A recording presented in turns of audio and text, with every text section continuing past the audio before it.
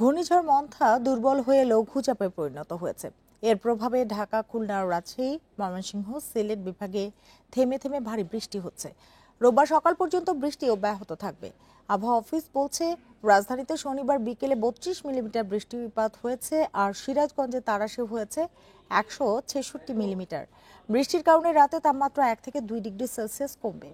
আবহাওয়া অধিদপ্তর জানিয়েছে, ভারতের দক্ষিণ ছত্তিশগড় ও আশপাশের এলাকায় অবস্থানরত সুস্পষ্ট লঘুচাপটি উত্তর উত্তর পূর্ব দিকে অগ্রসর ও দুর্বল হয়ে লঘুচাপে পরিণত হয়েছে।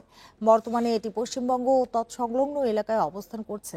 এদিকে 24 ঘন্টা পর বঙ্গোপসাগরে নতুন একটি লঘুচাপের আভাস দিয়েছে আবহাওয়া অফিস। এর প্রভাবে 5 নভেম্বর মধ্যরাত থেকে পুরো দেশে থেমে থেমে বৃষ্টি হতে পারে। নভেম্বরের মাঝামাঝি দেশের পশ্চিমাঞ্চলে আগাম শীত অনুভূত হবে।